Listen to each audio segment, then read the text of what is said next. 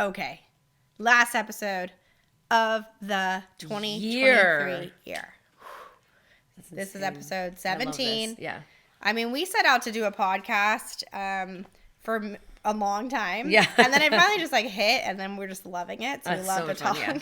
And I love that these are, the very last ones are in person. I mean, what a perfect good way to set the tone. Mm-hmm. So let's wrap up our series. Yes. We started with the holiday series of setting the intention and the science behind it. We talked about the RAS system and how important that is.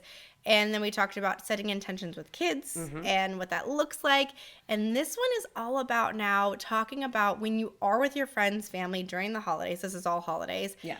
That how do you interact with certain people, and then understanding their brain profile, understanding your brain profile, and then understanding how to work together so there's not as much emotion and drama and hurt, and building compassion versus judgment. 100%. Compassion versus judgment is our number one thing, because judgment is just so easy to jump to.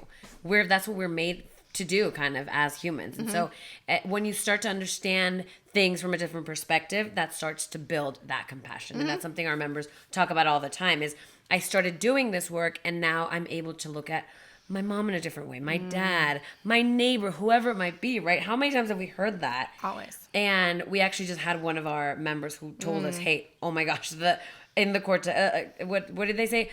Holidays are so much easier when you're in your Cortex, which is so huge. Yeah. And I think that's just an important thing to keep in mind is everybody's coming from where they're coming from. Like they're coming from where they're coming from, and that's okay. Yeah. Like everybody has their own trauma. Everybody has their subconscious beliefs, whatever's going on in their brain, their primitive brain, right? They have their own emotions tied to different situations. And so it's important to always try to understand their perspective as much as possible. And I know this is a thing that a lot of people talk about. It's not, we're not saying this for the first time. We're not the first people to think about having compassion for others. But I do think that a lot of the things that we automatically put a name on or put a label on as certain behaviors or certain personality traits are actually reframed so much when we start to understand it with compassion and start 100%. To understand it, I should say, with the brain, you know? And so I think we should go through a few like the typical profiles and like different brains and different interactions, different kinds of like emotional, you know, communications and that kind of stuff that usually happen in different families, right?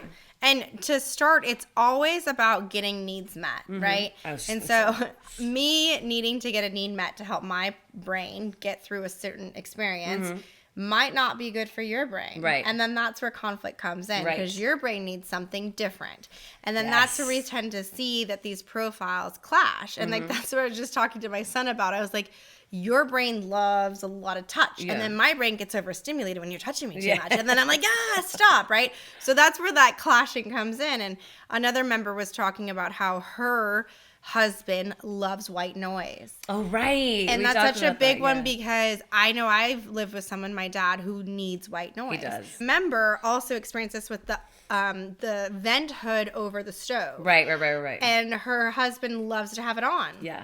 But he also loves to always have something on, whether it be a podcast, a show, a movie, music, anything to create that white noise. So there's always that kind of way of him being able to block out all the extra stimuli coming in. And it's a really good compensation when your midbrain's not developed. And that's something that we were able to talk about with her. And that was actually a really cool office hours call because we were able to kind of show her. She was saying, this is really frustrating for me, and it's really disrespectful that he's doing this and he's has all this noise and he's always has music on, always has a podcast, and we'll have a conversation, and he has an AirPod in listening to something else, right? And we were like, well, but is he still interacting with you? She's like, yeah, he still is in the conversation, but I'm just like, why are you disrespecting me by having the AirPod in?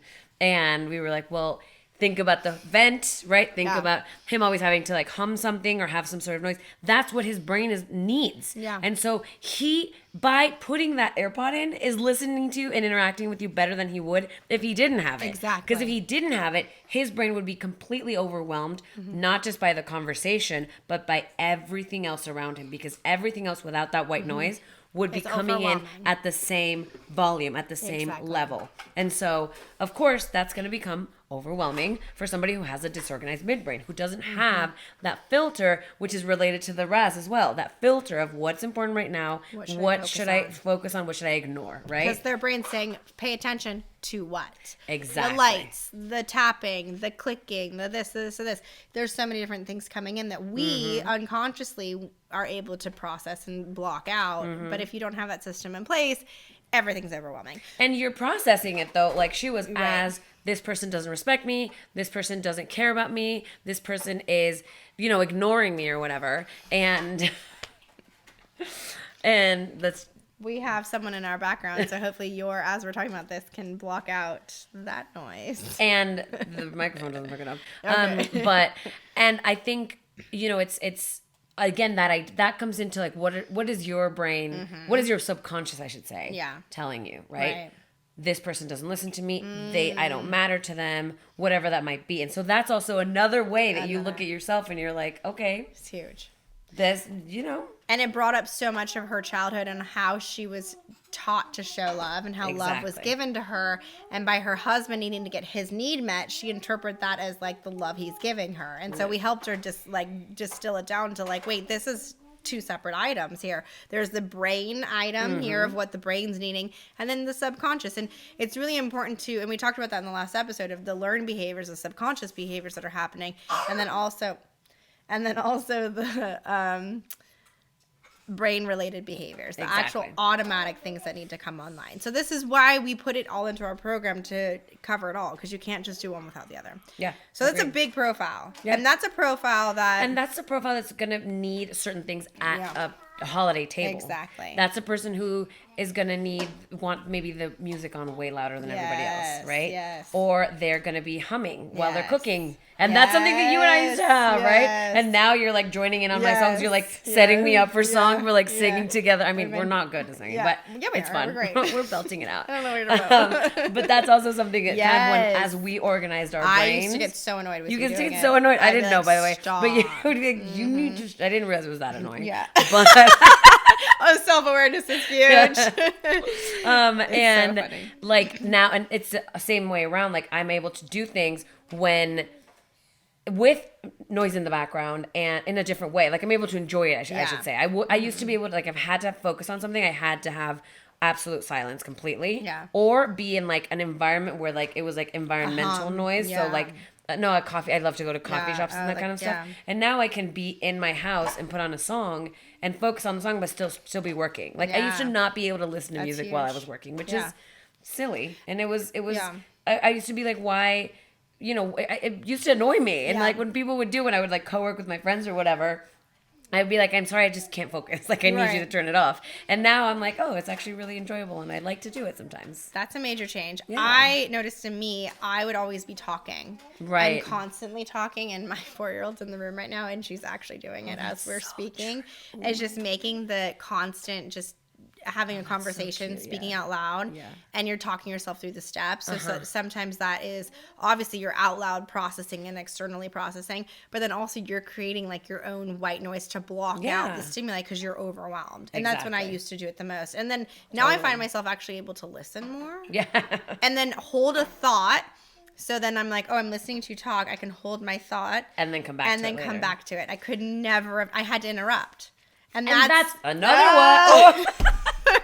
But that's it. It's another one. It's the person that interrupts. My brother, that was one of his biggest things, that he would get so mad when he was interrupted. Because then he'd lose his thought. Because he would lose his thought. And then he also, sometimes it wasn't an interruption. We were just having a conversation. But he didn't fully understand like what the... I was just with someone who was doing that. Yeah, and he would be like, stop interrupting me. Stop interrupting. And my friend and we were talking, and he was interrupting. We'd be like, was he interrupting you, or was he answering, also talking about what you were talking about, And he would get so frustrated. And once he was able to organize his brain, he was like, now I understand. He would say that he used to sit and like be in a conversation with, let's say, 4 or 5 friends. They're on a certain subject, and they're talking about this. So he's like, okay, I'm going to say this. How am I going to say it? I'm going to say it. Yes, it's a whole... Okay, is it going to be too loud? Okay, no. Should I say it now?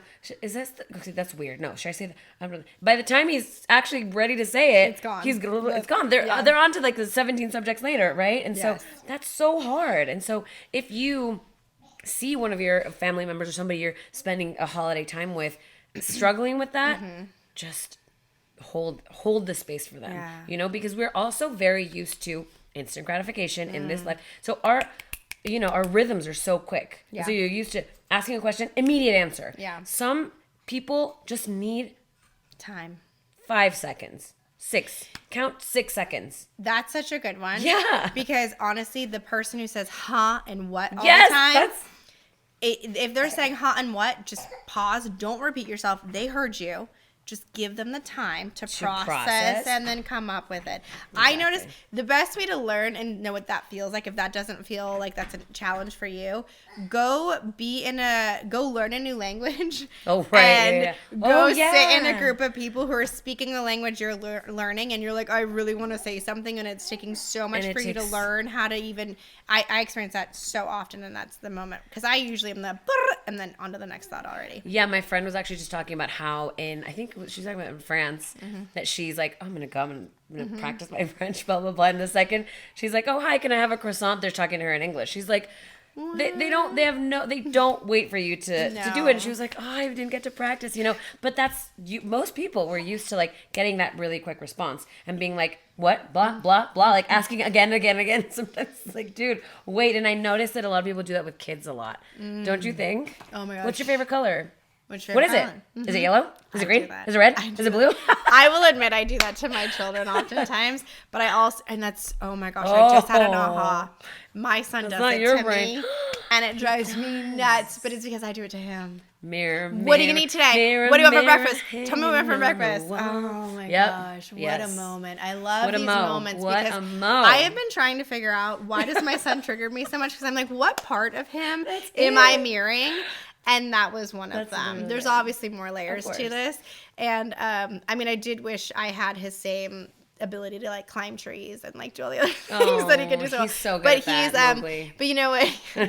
But that is a huge one. Yeah. So okay, so we have the processing one. We have the big one I see, and you'll see this a lot during holiday times, the savior. Ooh, the savior, the person who wants to save everyone else. But not look at themselves. Yes. And that one's hard because I was that. Yeah. I still juggle it. You have that instinct. Still have that instinct to step in and just do it and take care of it because I got this. And I'm working on that boundary within myself. I do But now I see other people do it and I'm like, oh dear. My God. I just did that to you today with the Canva. I was like, let me just do it. Oh, I didn't even notice, but I was actually so happy you did. Oh, good, okay. Because I'm like, technology. You're like, wait. No, I don't mind when you want to step in on the technology. Okay, good. And actually, you did teach me, though. I was like, oh, I didn't even know that you could lay those things on top on Canva. And when we're working, we're sharing screen. I know, it's and I know you get really like, click there, click this, and you're so slow. And I'm like, I'm a baby boomer, like on technology. But then once I get it, I'm like, You're an elder millennial. I am an elder millennial. So the savior, though, is the person who just wants to step in and do it because it's easier and faster. Parents do this all the time for kids, and we're doing them such a disservice. I actually just watched a TikTok. A Montessori teacher said, when I have a new teacher come in, and the classroom is designed for 3 to 6 year olds, she says, I tell the assistant just to sit down. And she goes, let the kids figure it out on their own. I love that. And we saw that today at the classroom that we were just in. But the kids kept coming to the teacher to solve the issue constantly. Yeah. And I get that. Like, we do need that. But what about creating the environment for kids to learn how to problem solve on their own? And so if you do step away from that space, then we don't have to create the saviors. And that's, what's that quote from... Teach them to fish one? No, it's when kids are exploring dangerous things carefully. Oh, you know which one? Yeah, I love that because it's like, let them get to that edge without being, completely unsafe. Helicopter, Of course. And if they're going to jump off of something, if they're going to break their head, go run, save them, But let them kind of like teeter on the edge. And sometimes they will fall and they might get a bump, but whatever. Or sometimes they will, make the same mistake time after time after time. And that's, sometimes you do get to that frustration point where you come in and help. Yeah. But let them understand how to figure things out. Right. And that goes for anybody though. Like other... ages. And of course that's, though, when we get into the dynamic in the holidays of the family dynamic, older sibling, younger sibling, the mom, the kids, whatever it might be, it's so easy to fall back into those patterns. Always. I know I do that the second, I sent you a TikTok about the second I get home, and you just like revert back into like baby behavior, and like your parents are doing everything for you. That's me with my mother. There's like, a TikTok viral going around where there's a song, because I go back to my parents' house. Song. I do one load of laundry for one sock or whatever, and like my dad's the valet, like whatever, because he's my daddy, you know. Like, and there's a whole SNL skit on it. It's actually funny, but it's actually not, you know. Like, it's funny, but it's like, it's like, oh, it's actually true. Like, let's not. But that's what parents. Our parents' generation, they came from parents who were like so like hands off that they feel like they had to compensate and create a new system of, now I want to enable you because my parents didn't give me any attention. And then they like hover, and then they create this loop of it's dependence versus a route to independence. And I will be guilty of, there's so many times I have to stop myself and go, okay, I could get this done faster if I do it for you. But then what am I teaching you? I'm teaching you two things: to depend on me, and then also you're not worth learning that skill. Absolutely. And so once kids get into that space of wanting to explore their independence and wanting to assert themselves differently, you have to hold space for that, because otherwise you're just going to enable them. And it's the perfect situation to do it in these like family gatherings, because they start to understand who are they, what's their role in the family, and that kind of stuff. Then you also have, I think, often, like we were talking about, like the uncomfortable like aunt or uncle who always has like that one comment, and you know, that's also another profile, is people that don't necessarily know how to read the room. They don't know boundaries. They don't know how to, right? Such a funny story about that one. My dad, I love him, and I know I call him out so much, and he's doing his brain work, but he said the funniest, and he wouldn't care if I said this. No. But we were sitting at the table, and there was somebody who showed up, and they brought a pie. They brought a caramel pie. And my dad was he considers himself a pie connoisseur. So he's just like, this one's the best. So you know, like he'll write them out loud to everybody, because he's very matter of fact, right? And he's just like, why are you getting hurt about that? It's just a pie. You know, my dad's just like, why are you emotionally attached to the pie you spent 5 hours baking? I don't get it, right? And so we were sitting at the table, and my dad's like, oh, that pie, that caramel pie, that one's no good. And I was like, Dad, the guy who made it's right here. He's right there. And then my guy goes, oh, whoops, it's a little rich. I said, guess what? His name is Rich. It was like a moment where I was like laughing, because I'm like, and my dad was like, whoops, well, I guess it's my time to go. Sorry, because I have no filter. And he will always be in those situations of shoving his foot in his mouth. Totally. Because he doesn't have that stop, pause, think before I speak. Exactly. But that's something that he grew up with. That. Exactly. And it's the brain, it's the midbrain, not understanding how to read the room. Not reading the room. Oh, I say that to Sam all the time. Yeah. Like, know your audience. Know your audience, read the room. And it's something that comes also with being in touch with your intuition. Right. And because you can get some signals from people. We all have the innate ability to read body language because we're animals. We're meant to interact that way. Good just point. like a dog knows how to read the room in a room full of dogs. You know, or doesn't, and he's the weird dog. And he's, you know, not going to have a great time, you know. And so I think, you know, it's definitely a brain function. And so 100%. When we're in that survival mode, we're often very disconnected from our intuition, and disconnected from the signals that our body is sending us, right? Our neuroception, our interoception, our vestibular proprioceptive, all the different things that are going on. Like we always say, there's so much going on in the brain at any given moment, right? Yeah. And so when you see that person that's not able to read the room, what can you do to make sure it's not going to hit you in that emotional space? So you know what? This aunt, this uncle, they usually have a few things that are a little bit off the wall that they say. They might have some opinions that are a little bit, you know, out there. And that's to each their own. And that's a lot of the being able to agree to disagree is a cortex function. Let's just say it, because it's so hard for people sometimes to not get into it. And that's where once we feed it, we enrage it. What is it? When you engage, you enrage. Yes. And that's what happens with the pawns, and with sometimes when you know that's about to come, your only hope is to just step back. And don't respond. Thank you for the feedback. Yeah, exactly. Yeah. And this is where being able to see that the people who can't read the room and have a filter and know their audience, being on the receiving side of that person, you have to take what they say as with a grain of salt and not take it personal and let it ruminate within you going, I can't believe they dissed my pie. Mm-hmm. There must be something wrong with me because I can't bake. Right. Or whatever. And so this is where you have to be able to like let it go, but you can't let those comments go when they hit a wound within you. Of course. And that's why our program, we walk you through how do you release? How do you surrender that I don't need to control everything? Because that's another thing that we see in today's world is you're offending me. Yeah. You need to also live an uncomfortable life because I'm so uncomfortable within myself. Mm-hmm. And so now we're creating this place where we're so scared to say things. Absolutely. Because we're like, oh my gosh, now I'm going to upset you, and you. Who am I going to upset with every word that I speak? And I think we live in a society where it's like, hey, you can upset me and I don't always agree with you.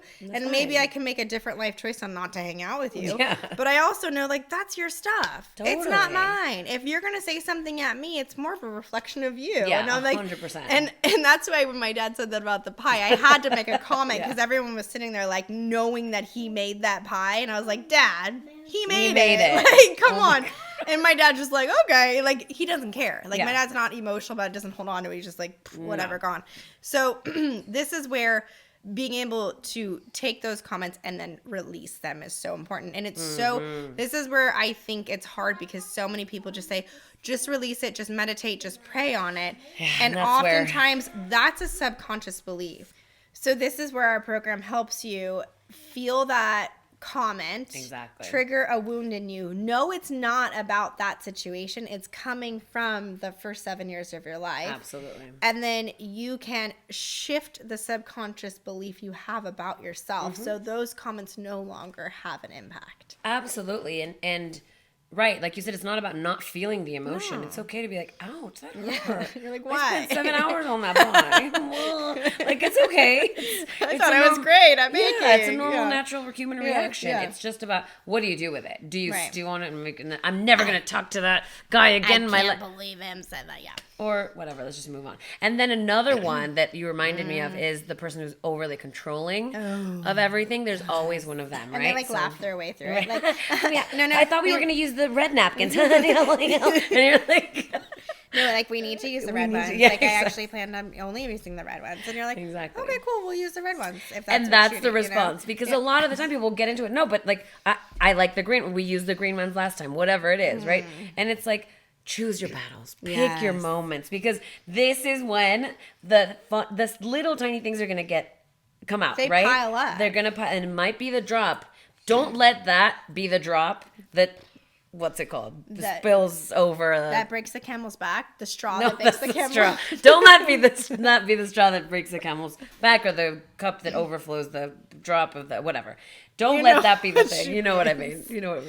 Yeah. And because those are the little things that you already have kind of identified about each person. If it's somebody that already triggers you, you're just going to like, I want the green ones. I want the red ones. It's someone can come and poke you for 20 minutes and then an hour. Eventually you're going to be like, stop, right?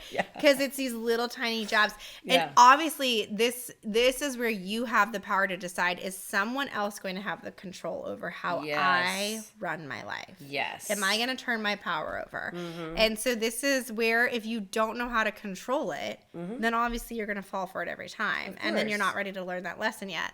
So this is why we love brain work, because you literally stop engaging. Yes. It just goes away. You have no more need to get that adrenaline and the cortisol running through your system. Getting into it with because you're not in that survival state where you crave those hormones. They just don't have a space anymore. And you're able to see, oh my gosh, that person really needs to feel that control over that red napkin. Yeah, I'm going to let him have it.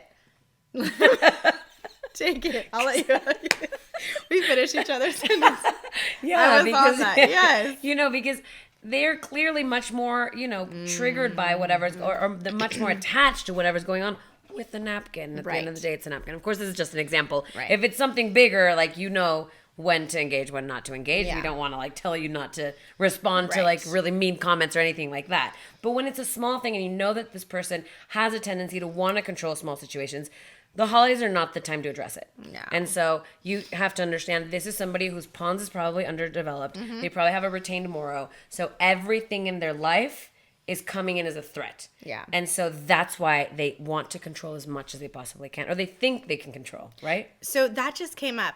So alcohol is a big thing over the season, right? Some people engage in it, some people don't.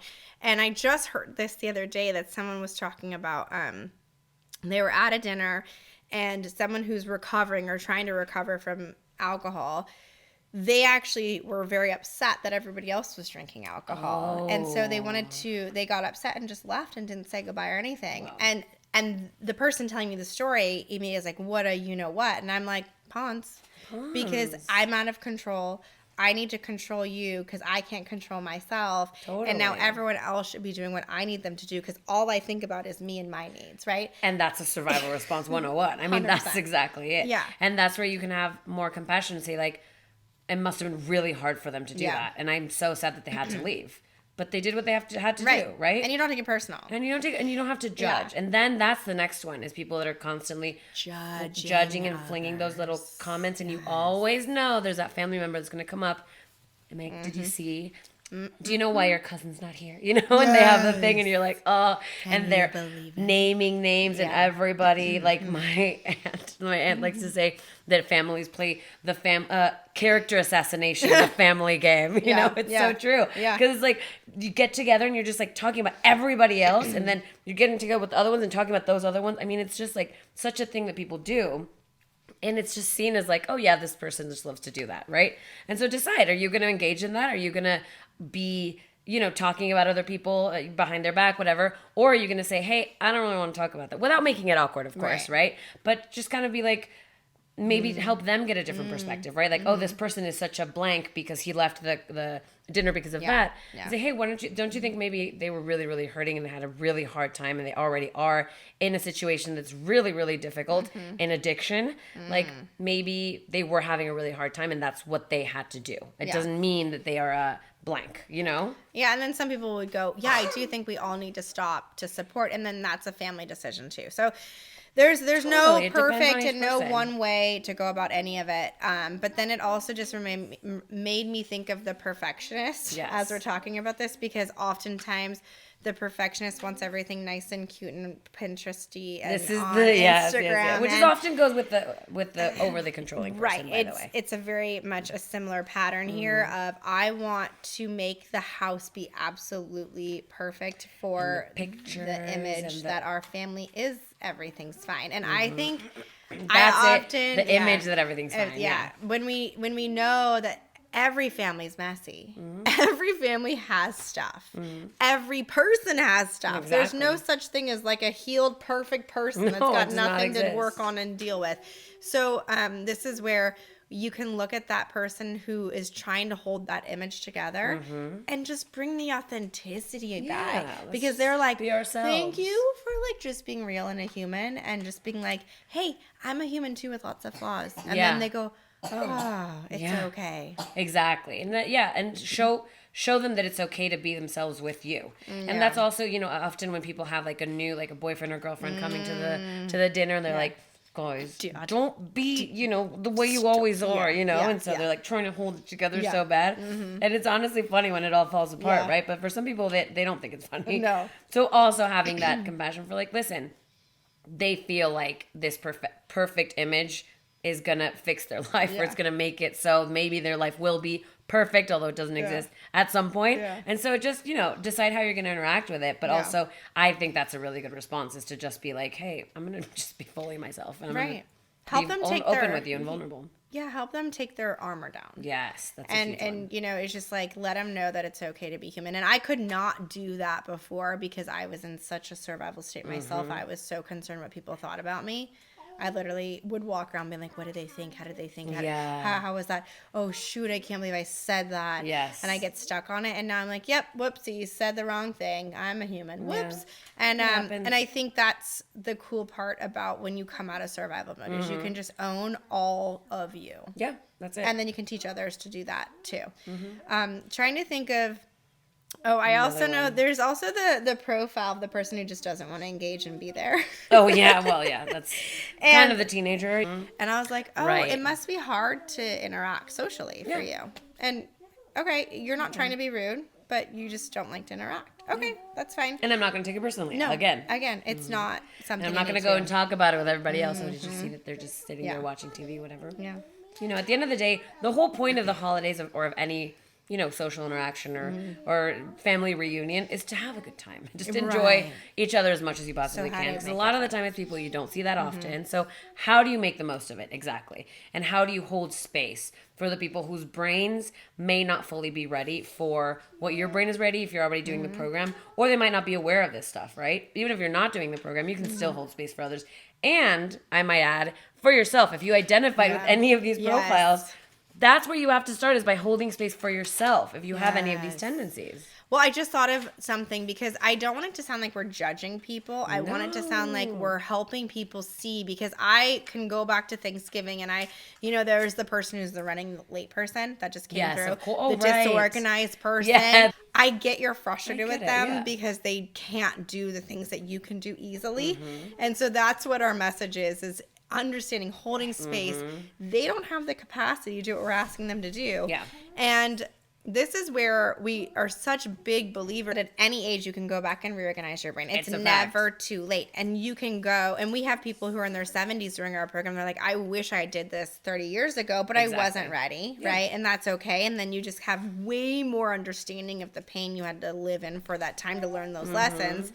And those are usually our most fervent advocates that, are always just talking about it because they've lived it so much more than others because they've been on this planet for so much longer.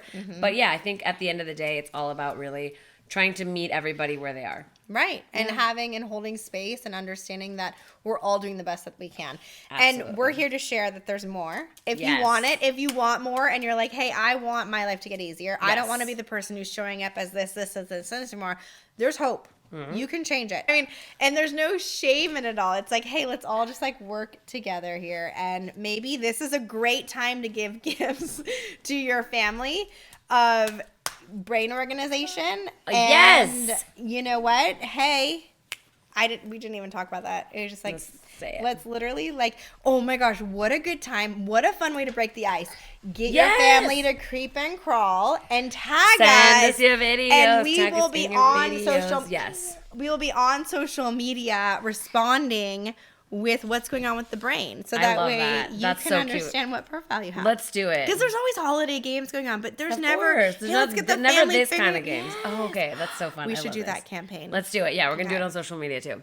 Okay, great. And also, end of the year, we're going to have a buy one, get one. Yes. So it's always easier to do it with an accountability buddy. We have an accountability group with a bunch of different members, but it's always better to do it with somebody you already know, somebody who's also committed to doing the brain work and to really truly committing and changing their lives. So we have buy one, get one free for December, for the month of December. Anybody that signs up is going to get one whole membership for free. That's a big deal. For their friend. We should add a little sound effect here, because it's a big deal. The crowd goes wild.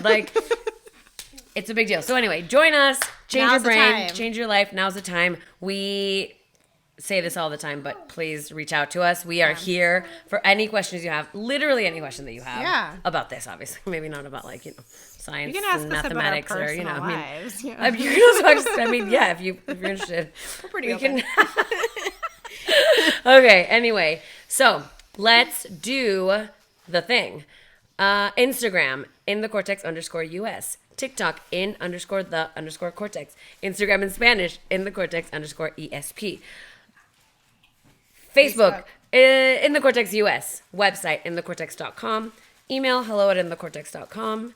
And just get the promo code is Brainiac for $10 off your first payment of our program. And remember, prices are going up in 2024, so now is the time. Jump on, let's do this. Brainwork revolution. Yeah, it really is. And we're not going to allow the combining of promos. So if you want the $10 off for you, we have accountability partners in our program. Yes. If it's just you, that's totally fine. But if you want to do this as a gift for a friend, because you're I know that me and my bestie, we're going to change our lives. our relationship gets better, you know, and we creep and crawl and do it all together. It's true. It's literally true.